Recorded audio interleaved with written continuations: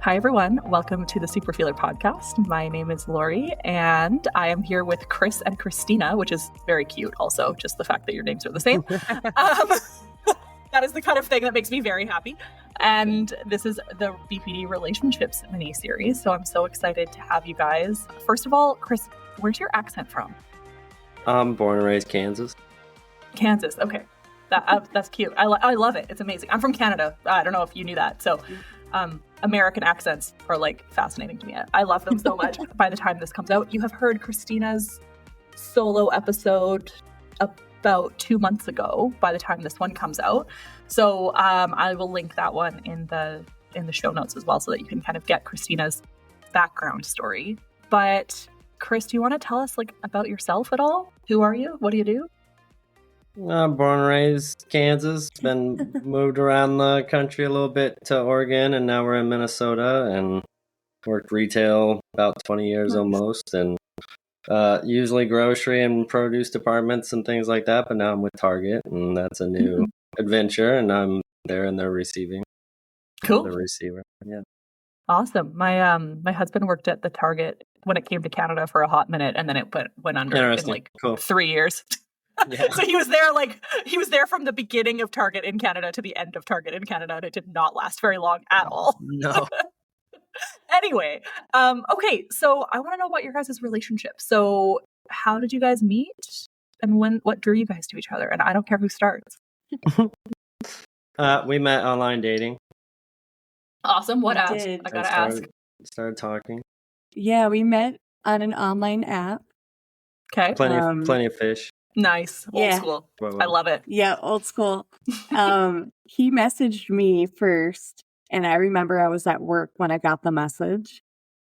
And I remember looking at my coworkers and be like, this cute emo boy just sent me a message. And ever since then, my dreams for 33 years was find myself an emo boy. Perfect. And I found one.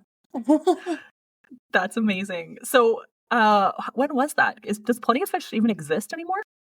I have no idea. This must have been a long time ago, though. So what year was that? 2022, 23? 22? Oh, okay, so not that long ago. So we met, and then 6 months later moved to Minnesota. Right.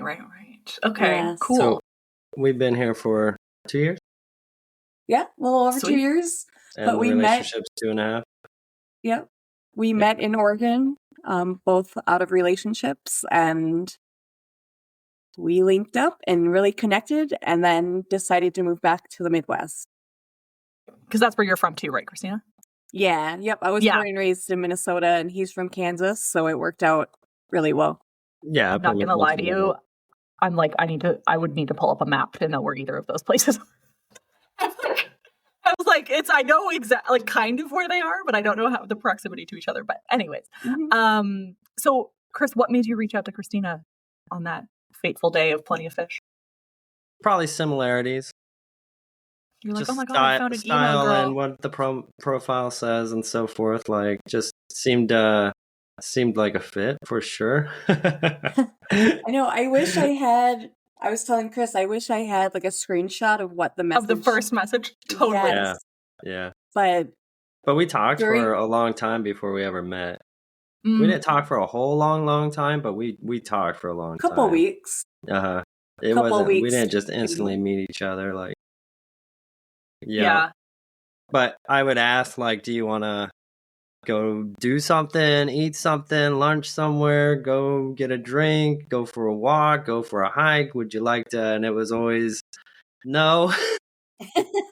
You're like, this girl is ghosting me. Like, man, okay. It's like, okay, you got dogs. We could take dogs for a walk. She's like, the dogs don't walk. Like, okay. All right. Trying to figure it out. And so I'm like, well, I go to like the stores a lot.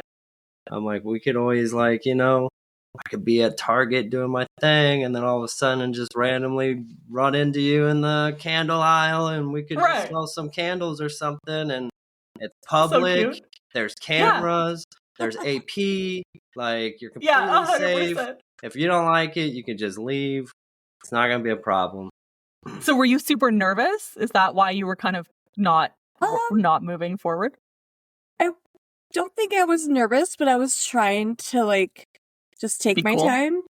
Smart. But it was clear that we had a connection just by texting for a few weeks and talking. The first time he called me, he asked like my permission if that was okay. And that I was like, oh my gosh, what? Like, you're just That's so very cute. kind. Yeah. So I agreed for the Target date and we met in the candle aisle. That is like actually so ridiculously adorable. I love that so much. It started at Target and the date lasted for like 6 hours. Yeah, we kept going. Yeah. Yeah. So were you working that day? No, you didn't work at Target at the time. No, not at all. Oh, okay, gotcha. I've only been with Target since we moved to Minnesota. Gotcha, okay. So you didn't stand there and smell candles for 6 hours, I assume. No, we You went and did other shopping things. and went to the Goodwill and went to other stores and just went window shopping, and yeah, we just hung out. Cute. Oh my god, I love it so much. Yeah, and and then ever since me then, being from Kansas City was like at the Super Bowl, and it was like the night of the Super Bowl, and here I am, like I didn't even care. I'm like, let's go hang out. So Which for there's an this American, that is true love right there. There's this downtown public market or something, and they had like this big screen playing the game on it, and we happened to be walking around downtown and like happened to be walking by. So we took a moment and like watched the screen, catch up on a score or whatever, but we just kept moving. It was great. Aw, that's so awesome. So this was in Oregon. Yes. Okay. And so you both just ended up there and then were like, actually, never mind, we want to move home.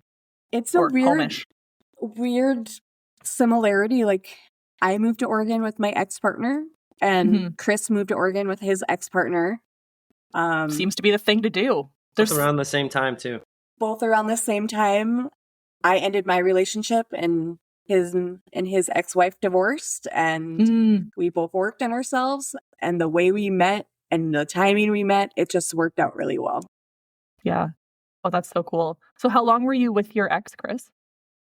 Oh, it was like a 10-year relationship. Oh, wow. Okay. Yeah. So you had a lot of like finding yourself to do probably after that as well. Yeah, we divorced in 2020. Okay. And then Did COVID get you? No. COVID was so cool. COVID. No, 2020. I tell all the time, I'm like, 2020 was best year of my life. It's so good. There are bits of it I miss so much. There was some restrictions, I wasn't able to just like go mingle or go to bars right away or anything like that after separation. It was like really solidarity after separation. So that was kind of depressing, of course, but that all just kind of faded on because I got hobbies and other things to keep my mind off of it and so forth. So it was cool. It was totally cool. Plus at the time with all the COVID and stuff, I'm just like making triple pay at the time. I don't have to spend it on somebody else other than myself, that sort of thing. Like I'm just and I can't go anywhere to spend it either. So I'm just like, yes, it I'm was making helpful. a lot and I'm stacking a lot. And the moment the fog cleared, I went straight back to Kansas City. My brother was having a child. I was becoming an uncle. Helped him set up a baby room, spent time with family after not being home for a long time, reconnected with friends and such. And then I moved back to Oregon and then met Christina. What is pulling people to Oregon? Oregon's beautiful. It's beautiful. It is. Cool. Yeah. I guess I live in Vancouver, so it's the same. You know what I mean? Like to me, it's like Oregon and Vancouver, so very similar. Yeah, but when you live in the Midwest, and the Midwest gets really, really, really cold and depressing during the winter, and things like that. Like even though it gets depressing in Oregon too, because there's no sun during the winter or whatever. But rains every day. You have green all throughout the winter because of the moisture and humidity versus the Midwest where everything is dead and covered in snow. True. Yeah, that's fair. I mean, I've lived on the Pacific Northwest my whole life, so I guess I don't really know the difference. So for me, I'm like, I can't imagine PNW ever being like -40 or -30 degrees. No. Wait, you're American. What is that? I don't know. That's very cold. Hold on, let me look it up. I was like -40, no, but -40 Fahrenheit to Celsius. Yeah. Oh, it's the same? That's weird. Yeah, no, it's never gotten that cold. It's definitely never gotten that cold. No. Like they're driving trucks on top of the lake here because it's that thick of ice. Like cold. Yeah, no, that's awful. Crazy to me. Yeah, my husband's from Quebec, and it's really cold there too. And every time I complain about the cold, he's like, "I will put you on a plane. Like, do not complain to me about this weather." We're Anyway. we're closest to Winnipeg is where we are. Oh, okay. Yeah, which is very cold and very miserable. So Yeah. that makes We're sense. cold. Yeah. Okay, so it sounds like you guys just kind of fit well together. Did you have a BPD diagnosis at this time? I did. Already? Okay. What did and that that look like? was part of before we met. Chris had listened to the podcast that I had been on with you, but he listened to that before we even met, and that was a big reason why I felt really safe with him. So you like sent him the link to the podcast? And Yeah, said, like, I was really open about I my love BPD it. diagnosis and sent him the link, and he listened to that before we even met. So, Chris, did you know anything about borderline personality disorder before this? Never heard of it. Okay. What was listening to that podcast like? It's just like an insight, you know, like Yeah. I don't understand or know everything about it, but it's an opening through the door. I love that was like a safe thing to send. Honestly, that episode was probably recorded like 4 years ago, so I don't remember even what we talked about in it. But I love that felt like a safe way to kind of explain. Mm-hmm. Did it scare you at all, Chris? No. Huh. Awesome. I can't be afraid of something I don't understand. That is so true, and nobody thinks like that. Mm-hmm. So I really like that. I feel like so many people are afraid of things that they don't understand. So, Christina, were you like terrified to send that to him? No. I'm weird. very open about my BP. Yeah. And I think on that episode that I sent him, I talked about like, if you don't like it, you can kick rocks. Yeah. Totally. And it's kind of... And that's my mentality too, still, right? Yeah, like I can't change it. Like I'm doing everything I can to better myself and help myself, but this is just part of me. Yeah. Which I think is really what I want a lot of people to get from this series is like, if you date someone who isn't supportive of BPD, it's not going to work. Mm-hmm. You can try all you want, but at the end of the day, it's not going to happen. So you may as well have this conversation early. Right. 100%. And the trauma behind my BPD too, like exactly. Chris has been really understanding regarding all of that too. I feel like we have a lot of similarities for sure. I was going to ask, like Chris, is mental health something that, like mental health generally, is that something you're familiar with, like in your life? You don't have to give up me your whole life story, but yeah, stuff that you're aware of. It wasn't necessarily on the radar until I got into management and started getting call outs on people who were calling out towards mental health. So then it's kind of like, well, what the heck for me, you know, because I'm like, well, now I got to figure out all these obstacles because of other people who aren't necessarily super sick per se, you know, like I just don't understand it. Sick. I just don't understand it like that. And then it's not until after divorce that I start looking more into my own mental health that I'm like, well, is it all me? Was it my fault? Like, what can I do to change myself? Like, how can I not let this happen? And then throughout that journey, it was like interactions with others afterwards. And like certain things would slip. And I'm like, there you go again. Like, you did it. Those are the things you need to watch yourself on. And then I forget much further where we're going on this conversation. No, I mean, it just sounds like mental health wasn't something that you like grew up with your whole life. But so there I am. I'm working with myself, and then I meet Christina, and then it's like even more focus on mental health, and then learning from her and what she's worked on as well also adds to that. So it's just gotten more and more and better the more I've done it for myself, because I've not gone to therapy or been diagnosed or have anything linked to myself at this point. But we still all have mental health. 100%. Yeah. No matter what traumas you have or how you were raised too, like it's still there. Yeah, exactly. Yeah, that reminds me a lot of my husband too, where he kind of, I mean, I think he's 32, so like probably similar ages. We're just kind of like men that are that age are like do. And then they meet us, and then they have to figure it out. I'd never been in a relationship with somebody ever who was so open about their Mhm. mental health and discussing mental health, period. So yeah, I've never had any thought to it whatsoever prior. And then to see her on those certain days where Yeah. she can't function, Do period. anything. Yeah. I understand more now. Like here we are 8-10 years later, those people that used to call out to work, like, oh, Right. I get it more so than I've ever seen before ever. Like I've never personally seen it before. Yeah, it probably makes you a better manager, honestly, to be able to be like, yeah, actually, Well, that I is a real definitely thing. feel as though I've learned a lot more empathy and things like that, and Mhm. like understanding for sure. It's awesome. And it's just for me so natural because I do therapy almost every week, every other week, and DBT every week. And I talk about it every day. So it's just part of my everyday routine in life. So nothing's really changed with me. It's just open and out there. Totally. It's like there's the stigma is real, and I totally understand certain contexts is not talking about it, but to me it's such a fundamental part of my life that it's so weird to me to think that there are people, and I know there are, obviously there are people out there that have never talked about this with anyone before.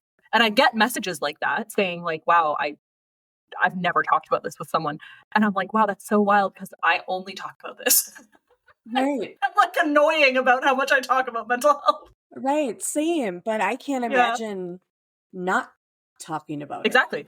Yeah. I feel like that would be very lonely. I think understanding it more for me so is now able to put me in a position where I can actually slow down for a minute, process, think about what's going on, actually relate to how it's making me feel and why it's making me feel versus like getting upset, angry, lashing out. Mm-hmm. Yeah. Taking that moment is so important. So you guys seem like you're very much on the same wavelength and supportive. What does a healthy supportive relationship look like for you guys other than what I'm seeing just in this conversation so far? I feel like we strive to have like open communication. Yep. And Chris will do my diary card for DBT with me like every night. That's our like Right. check-in. That's amazing. So he's learned a lot just by doing that with me. And that is just like our check-in, but open communication, and we like to have fun.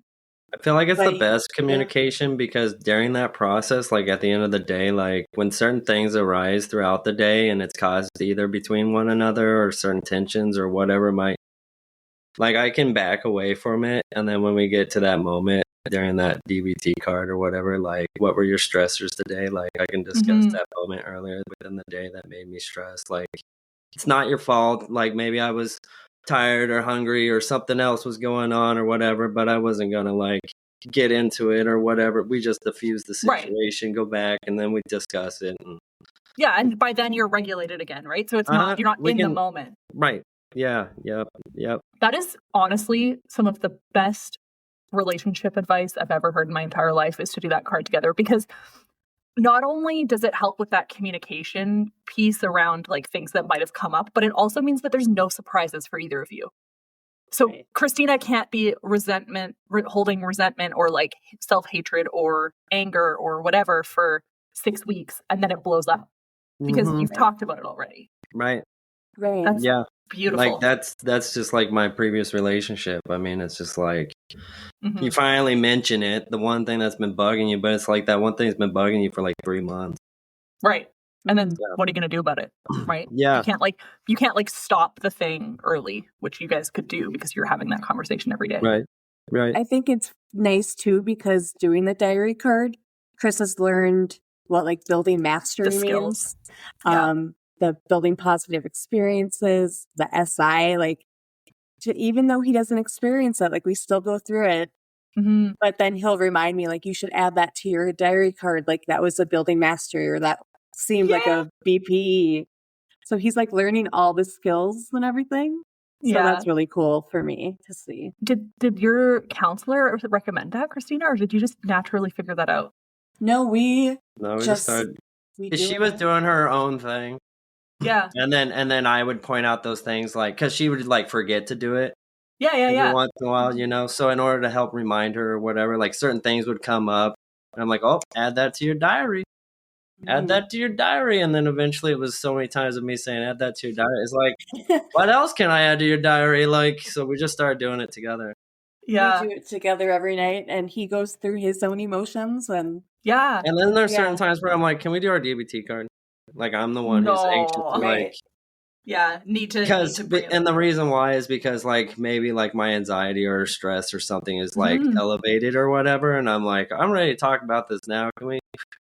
Yeah, it's like, because it's part of your routine, you don't have to have that awkward like, hey, I really want to talk about something, which then for me would trigger me because I would be like, oh my God, they're leaving me. But it's just part of your normal day-to-day thing. So it makes intentional time for that conversation. If it's already the evening time and we haven't had dinner yet and it's already starting to get late and I'm starting to get anxious or whatever, it is nice to just let her know that like, this isn't anything you're doing, it's not because of you, but if we can just get through our card real quick and just discuss our day real quick, like today's been super awesome, like I am in a great mood, but why am I like acting like a jerk all of a sudden, or being short or snappy or like whatever is it, and like I told her, I said, is it because there's no sound? Like, it does like a quiet room just make me so anxious that I have to have like a TV on, or if we're driving down the road, like I have to have the window cracked a bit, not because I need air, but because I need some sort of noise or something, because it just feels so tense without any sound, so we're just talking, you know what I mean? Like, don't feel like it's all you, like you're not causing my stress. Like, I'm just stressful for no reason, for whatever reason. I'm just being stressed out for no reason. And I think I don't want to put words in your mouth, Chris, but no, you're fine. I'm just thinking about my husband because he reminds me so much of you, which is funny because it happens for almost all of these relationship mini series, because I think there's a specific type that works really well with us. But naming emotions is something that's really hard for a lot of people. And I remember I was in a work meeting once and we were doing I hate team building activities. Like it's like a thing that I despise. But we were doing one and they said, oh, let's try and name all of the emotions you can think of in like 30 seconds or whatever, and like write them down. And most people had written down like 6, and I had a list of like 30. And people were like, how do you have so many emotions written down? And I was like, because I've done DBT my whole life. Yeah. Right. And you have to, like, a feelings wheel comes into my mind and then I can go. And so I would assume that for somebody that isn't going to counseling all the time and isn't struggling like as significantly with their mental health as we might be, that having an opportunity to think through those emotions and name them would actually be really beneficial just generally. It's funny that you say that, because when we do our diary card, some of his responses for feelings will be so vague. Exactly. Can you go into it a little more? Exactly. Can you give me another word? Like, what's another word for mad? Like, how are you feeling? Oh, like chill. Yeah, exactly. Happy. Chill, fine, happy. Well, I know. Happy. Like, come on. But it is hard, right? If you don't know those words, when you're a kid, you get like happy face, medium face, sad face, or whatever. I'll say other words like accomplished. That's a good one. Like we got it done today. I feel pretty damn good. Mm-hmm. Yeah. Oh, this is inspiring. I wanna do this with Aaron. He's gonna hate it. Okay, so Chris, some questions for you. So we already talked about this one, about what you knew about BPD. When you are hearing people, when you tell somebody, I don't know if you ever do, but if you ever tell somebody like, yeah, you're married, right?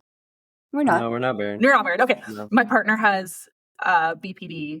Do you ever get any judgment from people, or have you heard any negative things from that? I don't get any judgment or negative. It's either they know exactly what I'm talking about or they don't know. Right. Interesting. Okay. But I don't get any form of judgment. Like, what are they going to say? Yeah. Well, I mean, there's things they could say, but it's funny because I thought that throughout the series I would hear more of people being like, "Oh, you shouldn't date her. Oh, you shouldn't whatever." And haven't actually heard that. I see what you mean. No, I've never had anybody say anything like that. That's awesome.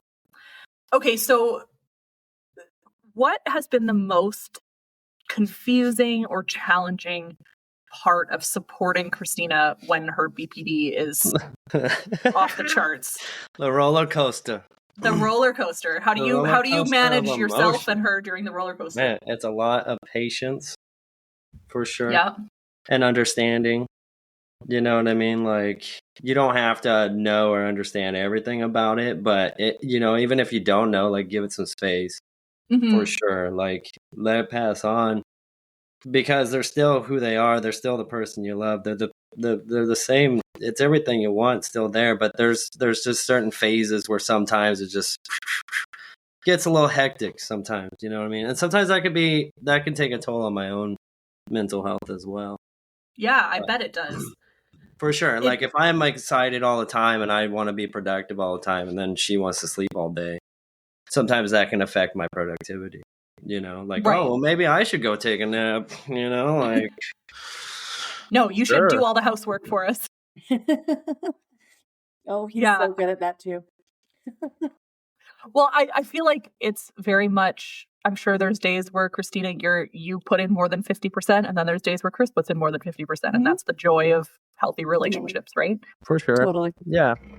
But I've always been there and supportive for whatever the case may be. Like, even if she has to call into work or whatever, I'm not judging her for not being productive or not showing up to work or getting paid that day or whatever the case may be. Yeah.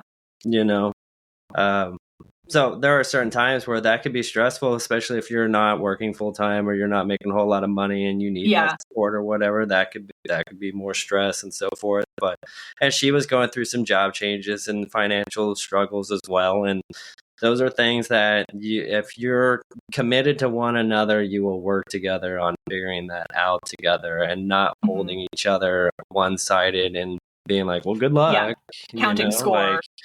Like that sucks to suck. Like you're just gonna figure it out, or you're just gonna have to buck up and go to work, or you're just gonna whatever. Like, yeah, totally. And you said patience is huge. How have you learned to be super patient when you need to be, or are you just a patient person? If there's ever a moment where we actually like start to butt heads, I really have to be patient and step back because that hardly ever happens, and I don't want that to happen. Like nobody wants to be fighting or whatever. Like, no, that seems really unhealthy for sure. So that's a huge moment of backing up because we're having a moment, and a lot of it's just on misunderstanding. Like maybe the direction was unclear or maybe the other, like a lot of times maybe I just didn't hear it right, whatever the case. I want to say too, you are very patient with my impulsivity. Because how does that show up? My gosh, like the buy nothing group. I'll be like, oh my, yes, I forgot about you and the buy nothing group. And he's like, no, like, or he'll be like, okay, go get your stuff.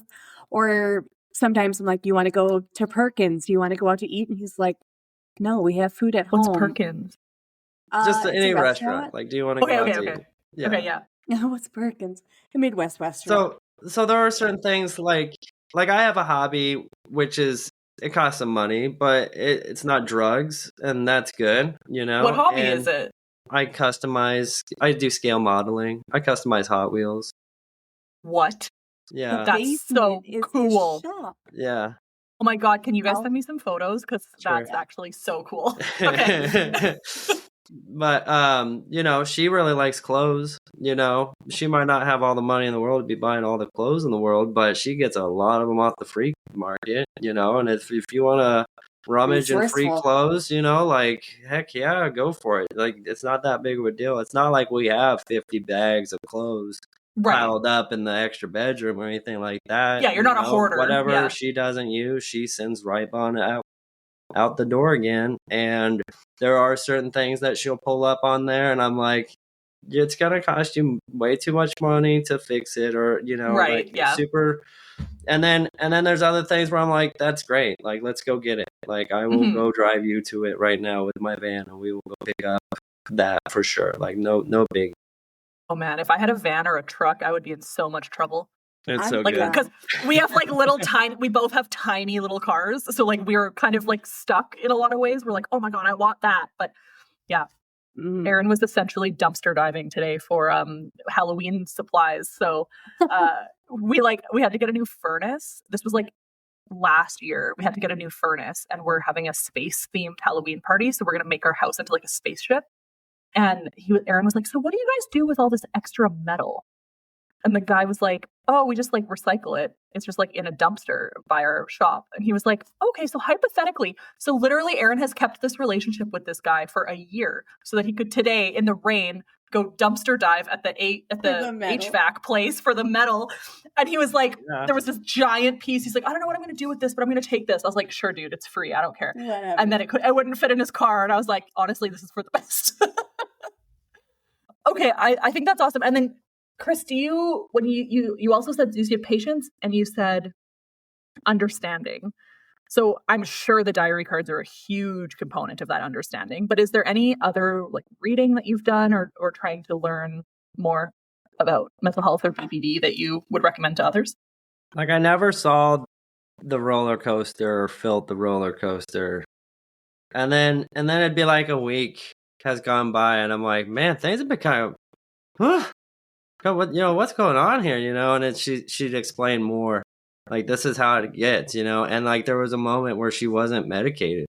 She didn't have her medicine. So going through job change and insurance change and lapse and things like that, and not having a psychiatrist at one point or something, and not being on the right meds or something like that once again, the patience again, like you gotta wait until she gets back to that moment, because things are going to be fine again. Like it's going to be okay. Right. You know what I mean? Like you just got to get through the storm, like if she's got to go through the storm, I'm going through the storm. You know what I mean? Like we're doing it together, but understanding like, okay, so right now she's dealing with her mom. You know what I mean? Yeah. It's like, I don't know. That's hard shit. Or like, I don't really know with her not telling me, but I can guarantee you that's one extra thing on the plate on top of her own normal day-to-day stuff prior to that. You know what I mean? And going through those roller coasters and her explaining to me like, yeah, this is what's going to happen. And here we are. Like, that's me understanding, like, this is how it gets sometimes. You know what I mean? And then that's how I would understand, is going through it with her and learning from her personally, but also talking to her every day about her own personal life. Like, she could be going through work stress. She could tell me a story about what's going on at work or something, or a client or somebody like coming at her or something. Like, there's so many stories involved as well that could really like put you on edge for a person. Yeah. And, like if you're talking to any other stranger, you don't know those stories prior to somebody in their mood that day when you're being an insensitive jerk. Totally. Yeah. I love you're going to ride out the storm together. That's beautiful. And that's really what you got to do. So, Chris, if you were to explain what borderline personality disorder is, based on what you've seen through Christina, what would you describe it as? From what I've learned from her, similar to bipolar, but instead of long highs and long lows, it could all be within 30 minutes. I mean, it's literally like the weather of whatever city or state you live in. If you don't like it, just wait 10 minutes and then it's going to be different. Truly. That's such a good description. I love how short and sweet that is. Okay, and then what are some of the most awesome parts of borderline that you see in Christina? The excitement. Like that spontaneous, like she wants to go, like it just came out of nowhere. Here we are, it's Sunday, 4 p.m. and it's, do you want to go to the zoo? Let's go. Yeah. Like I get excited about doing things and I get just excited about things like she does, but I'm not as impulsive to just say now's the best time. Like right. I'm very reserved and go, well, let's plan this. Let's go Saturday at 9:00 and then we'll plan a day and we'll do these things and that's going to be great. And that's my style. You know what I mean? But there are times where it's like, do you want to go to Mike's? Do you want to go to the grocery store? Do you want to? And I'm like, yeah, that sounds pretty good. So it draws me out of the house. It gets me out of the box sometimes. It gets me out of my shell sometimes. And it gets me doing new things that I might not have done prior, whatever, or events or things like, we're going to go to the pumpkin patch tomorrow. Like we like to go do things, but there are times life is never boring. she'll say, at 9:00, like, do you want to go get food at a diner or something, and I'm like, I gotta work tomorrow. Like, I don't want to go 9 o'clock. Like, it's past my bedtime. Like, what are we Truly. doing? Like, no. The Dairy Queen by us closes at 10, and the amount of times that we've been at like 9:40, and I'm like, let's go to Dairy Queen right now. And it's like, like, get in the car, we're going. I totally get that. I love it too. And I'm a planner, but I do love the like random things like, let's just go do this right now. And it does make life never boring. So I'm gonna go in a different order. So Christina, now I want to know about you. Yes. You guys clearly have a lovely relationship in so many ways. Do you ever have a challenge in any relationship losing your identity in another person? Yes. In the past with other relationships, yes. In this current relationship with Chris, no. Okay, so what's different? It is different. I feel like because I have worked on myself so much and he's worked on himself and he understands that I am working on myself, that I'm just who I am. Mm-hmm. And I do activities without him. Yeah, So you're not suddenly really into like customizing Hot Wheels. That's not your entire personality right now. It's not my thing. And I'm so happy he has the hobby, but I enjoy going to shows by myself and seeing artists and music.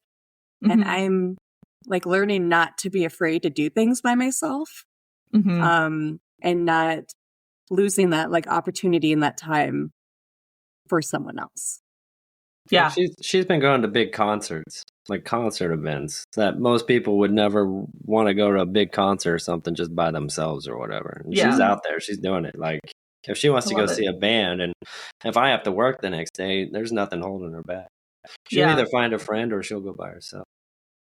The like beauty of coming to that realization of, oh, I can just do stuff I want to do by myself is so nice. It makes like such a big difference. Taking myself to lunch dates. Me too. Yeah. Like I go to pizza buffet and it's the best time. I'm like, I'm by myself too. Like party. Truly, that sounds incredible. I'm like, I don't know. Fun. I would probably never leave a pizza buffet if I was by myself because there would be no social cues that I need to stop eating pizza.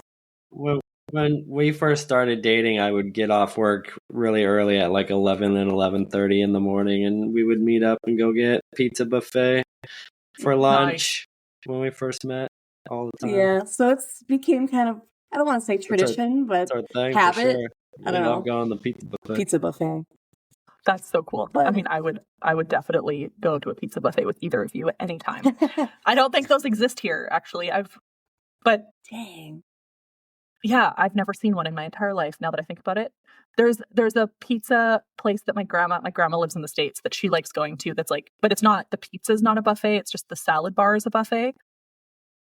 And she just goes just for the salad bar. It's, what's the place called? I don't know if it's a chain. Anyways, she like loves it. But anyways, I don't think we have pizza buffets, which is kind of tragic. Okay, so have you ever split on Chris? Yes.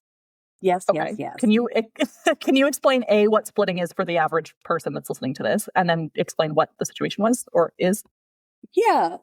So splitting, I mean, for me at least, is having that emotion where I love him so much and he's the greatest person, and then I'll split, and then I like can't stand him and don't want to be around him, and he's the worst. And I have had instances, but I have been really good about not being verbally abusive. Mm-hmm. And if I need to talk about it, like we talk about it during our diary card time or when we've both calmed down. But I've told Chris before, like, I have split on you, but I will wait till he walks away and I give him a big with both my fingers. For those of you who are listening, she just gave him the finger from behind, like, fuck you. Both fingers, and I'll just stay silent and, like, hold him up for a few seconds. And that's such a healthy way of doing that. But then I process, like, once we separate, and then we'll come back together and talk about it. But in the past, when I would split, I would get very verbally abusive and say mean things. Which is the worst. I'm like that too. I can be really fucking mean with my words. I'll make you cry with my words. Yeah. And it sucks because then like we also live with the shame of, oh my God, I can't believe I said that to the person. And then constantly being worried. I mean, I ask my husband on a regular basis, like, am I abusive?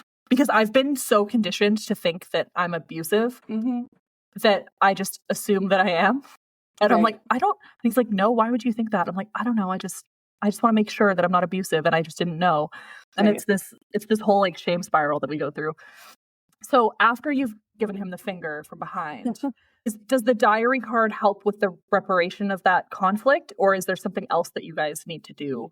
No, we usually will talk about it. We'll come back and like talk about whatever the problem was or whatever triggered me, and we'll talk about it. Like we always talk about. We don't go to bed angry. I don't feel like it happens often. Yeah. Right? It doesn't. It doesn't. I'm sure it's just those moments where we start to butt heads. Yeah, which any relationship is gonna have. We gotta back away for a minute and process that. And there she is. Yeah, exactly. Your back's turned. You're backing away, and she's holding it against you. Yeah, and I've noticed she gets really upset when I take a deep sigh. So I need to hold that sigh, I guess, till I get about 10 feet away. I don't know. Right. 30 feet away. But that is she's got her voodoo doll often. But that's all that tension and stress, The communication. Well, and you're not letting it fester for weeks, which is where it gets worse and worse and worse. You're dealing with it presumably that day or the next day. In the moment. Yeah. Yeah. Which is so awesome. Something else that helps out a lot, when I first started talking to Christina, I was in a process or moment where I felt like I was ready to quit drinking. And when I first started talking to her, she had explained that she was 2 years sober. And the moment I started talking to her, I haven't had a drink since. Wow. So not drinking, I feel as though it has really held back a lot of those hurtful words that I'm known for saying, for sure, because there is no F's ever given when I'm in that state of mind. So that's really good, because then I'm not waking up in the morning feeling like, well, what did I do? And then it's a gaslight situation. You know what I mean? Like, I don't think I did anything wrong. Yeah, we've never been intoxicated with one another, which I really appreciate. No. Yeah, it can be a really easy trap to fall into. And it would be so, I mean, there's people that do it, but I think it would be so hard to be fully sober with someone who was still drinking, especially in an early stage of a relationship. So I love that you heard that Christina wasn't drinking and you're like, okay, cool, me neither. And stuck with it. And the first day I reached out to her, first time I ever reached out to her, I guarantee you I stayed home that day hungover as hell. But since then, like, and that was the last time I'd ever been hungover. Yeah. Well, and it's so interesting when you're first dating, because it's so common to be like, oh, do you want to go get a drink? Every time. Oh, yeah. And like sleeping together for the first time. Like, I mean, I don't know when I was ever sober sleeping with someone for the first time, Right. So it makes a huge difference when you're not intoxicated from the get-go, because it kind of sets a different ground for what a relationship's going to be like. When I had gone back to Kansas and was learning those mistakes, I start seeing, even outside, relearning myself at that time, like, I got to certain points where I'm like, okay, well, I'm in Kansas, which is not Oregon. I really love Oregon. I don't want to be like stuck in Kansas. Like, there's a lot of the law and things there in that state that I just don't agree with. Like, I don't want to be there. I assume it's a very red state. And I don't want to get in any sort of trouble. So therefore, like, I'd go to the bar. I want to go hang out with my friends, but I'm not going to drink tonight. So like, I'm just going to go. I'm going to take like a pack of cigarettes so I can be sociable. I'm going to hang out in the circles. We're going to have good times. I'm going to order a mocktail. And there was certain times where like, okay, it's getting close to closing time or whatever. And then like somebody that I knew like 15, 20 years ago comes in the door and I'm like, holy crap. What's really cool is that I'm able to keep my cool regardless. Like, I am straight faced. I'm able to remember this conversation when I leave. I'm not stumbling upon my words. I'm not like leaving the conversation going, why did I say that? Oh God. Like, it was super cool, like eye opener. Like, this is a good feeling, man. Like, this is really cool to like. It's like a confidence for sure. Like, yeah, and then I can drive home and legally and like the best part. yeah, and I can get other people home safe, and that makes me feel like a hero all of a sudden. You know what I mean? Like, especially if you're like at a bar or something, you notice something's really weird, and like maybe like some girl got like some sort of rape drug or something, and like they're just falling all over the place, and it's like, holy crap, like this person needs help. Like, it's nice that you're not drunk going like, hey, somebody help this girl, you know? Totally. You're like, I can do it. Yeah. And then also everybody feels like shit the next day and you don't. And you had water all night. Mocktails and water. It's the best feeling. Yeah, it's great. Yeah. Aaron still drinks, but not very often, and he's just so lucky that he has a permanent DD. Yeah. Because I'm just like, I'll have whatever water, mocktail, peppermint tea. I don't care if I'm at a bar and I order a peppermint tea. I'm down. Yeah. So it put me in a position where I wasn't like, I'll still be sociable. Like, it's not gonna. The whole not drinking thing isn't gonna bother me that much. Yeah. When I get to that moment. I want to say too, us being sober together really proves and shows like how genuine our relationship is, which offers me like safety and stability, which I've never had that in a relationship before, or even like parental relationship or platonic. Like, I've never had that. So yeah. I just it's so think true. That's a big part of it. And you can't hide behind substances, which you have to have those conversations sober, which that makes it a lot more difficult than being like, oh, but I was just drunk. That's why I was XYZ. There's no excuse. You have to, you take accountability for your actions now. Yeah. Yeah. Maybe I'll start with Chris. What message of hope would you want to share with someone who has borderline personality disorder, who wants a loving and healthy relationship? To those who are looking? Yeah, because a lot of people feel like it's just not possible for them, which obviously it is. We can see that from you guys. I mean, I don't know. That seems the same as for any relationship. I mean, you're gonna meet people, and some are gonna be duds, and some are gonna be fun for a bit, and you're just gonna lose interest, or you're gonna realize that this person's coming out their true colors or whatever, and move on from it. And you gotta learn quick. If there's a certain something that is not right or aligning correctly, like, you got to discover and talk about those things quickly, like as soon as possible, because I literally spent 10 years within a relationship that seemed like it was perfect, but it wasn't perfect. And if we had actually openly communicated those things, that relationship would either still be going on right now and be a lot healthier, or that relationship would have ended a long time ago, before I even moved to Oregon, before I ever made other big life decisions like buying a house or even getting married. So, even any relationship I've been in, it doesn't matter. Like, just figure it out as soon as possible, because otherwise you're wasting your time not having the relationship like her and I have right now. Because it did take forever for her to find her emo boy. And here we are. You know what I mean? Like, those things take time, and you find yourself in positions where you feel as though there's nowhere else to go, and that like maybe the support isn't quite there or something, but there are people there, and there is always a way around things. You know what I mean? Yeah. And that communication, if they're not willing to have that open communication, that's a huge red flag. Because even if you guys do have issues, you can still work through them. And when that relationship has even been, like, if you've been in that relationship for even 2 or 3 years, like, you've been in that relationship for a long time, if they're not willing to grow with you as well, that's another, like, early flag. You know what I mean? Like, I was in that relationship for at least 2 years prior to me moving to Oregon. Like, I could have, either party could have discovered or figured out, like, this is not going to be good. You know what? You moved to Oregon, and if you hadn't moved to Oregon, you wouldn't have met Christina. So at the end of the day, it all works out. It just could have been earlier. Maybe. I'm very fortunate about that relationship, because that relationship put me in a position of learning as well, to where I wasn't using as many slurs and like being as like hateful or saying rude things like that seemed so common 20 years prior. Right. Sort of stuff.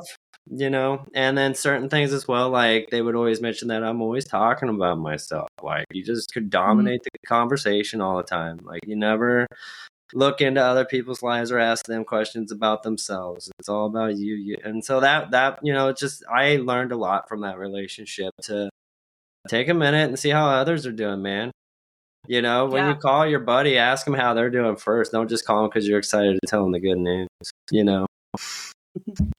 I love it. Christina, how about you? What was the question again? What message of hope would you have for someone with BPD who wants this loving, healthy relationship but doesn't feel that it's possible for them? Because you've probably been there. Yeah, I just want people to know. I mean, like Chris said, it's like any other relationship, but if you have BPD, I want you to know that you are lovable. You will find love, and you can find love. It might take a while, but once you find that person that you like connect with and they're willing to work with you and grow with you, like this is the best relationship I've ever been in. Mm-hmm. And I can't say anything really negative about it. And it took me 32 years to find my emo boy, but it happened. So and I think a lot of that is the transparency of it all. Yeah. Like just from the very beginning, like this is who I am, this is what I'm doing, this is what I'm all about. This is I can't change some of these things. This is a package deal. This is what you're signing up for, pal. Mm-hmm. Totally. 100%. And then Christina, I'm curious, for me, I've done a lot of dating and stupid things. Mm-hmm. And they've always been like, oh my God, I love this person. I'm going to marry them and they're going to have my babies. Or what, the other way around, I guess. I'm going to have their baby, whatever. And it's really fast, excited passion. Yes. Whereas for me and Aaron, it wasn't that. And I think that was the actual most important part is I wasn't impulsive. I wasn't doing it because I was finally getting attention or whatever it was. And it sounds like with you and Chris, it was similar in that you were kind of trying really hard to hold back and not just get completely obsessed right away. Do you want to talk about that at all? Yeah, I think when we first met, I had recently gotten out of my last relationship, which I had been in for 8 years. And it didn't end well, but I had worked so much on myself where I was not willing to give that up because I was trying to better myself and trying to feel well and just learning new tools. So when Chris and I met, I think, just the communication too really helped everything. I was still pretty impulsive, I would say, but that's not a bad thing. No, it's not. But I think the communication really helped.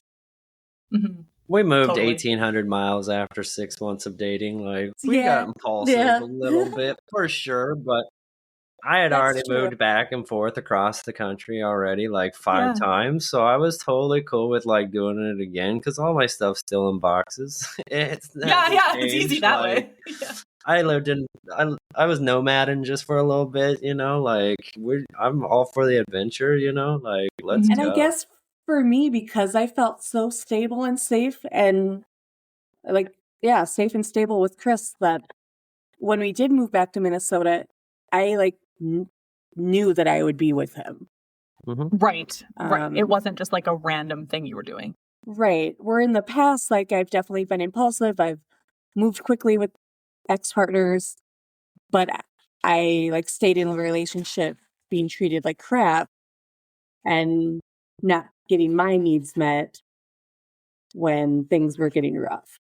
Mm-hmm. Where now I'm just in a safe and stable relationship where we can talk about everything and have fun.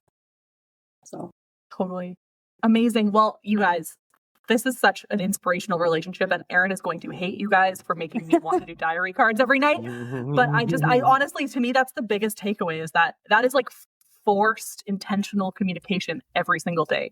And it's so clear that that's made such a big difference in your lives. So I appreciate you both so much for coming. And I'm so glad that you found each other. And if I'm ever in Kansas, Minnesota, just kidding. Yeah. If I'm ever in Minnesota, I don't know. But if I'm ever anywhere near there, I will let you guys know because I would love to see the Hot Wheels in person. And also meet you guys. But yeah, Christina, you have to send me some pictures of the best Hot Wheels because this is actually one of the coolest hobbies I've heard of in a long time. Okay. And yeah, I just hope you guys have a wonderful evening And Yeah, we'll talk soon. Okay. Thank you. Thank you so much for listening to the Superfeeler podcast. This episode was recorded on the traditional and unceded territory of the Matsqui and Sumas First Nations. If you'd like to learn more about the Superfeeler podcast, share your story, or participate in the Superfeelers Club, which is our peer support group, it's totally free, virtual, and open to anyone who experiences intense emotions or has borderline personality disorder, please check out the link in our show notes or go to laurieedmondson.com. If you would like to support the show, we would very much appreciate it. There's an option to do monthly small donations at whatever denomination you'd like, and you get bonus content, extra resources, and extra connection to me throughout. That can be found on patreon.com/superfeeler or again in the notes below. Thanks again and have a great day.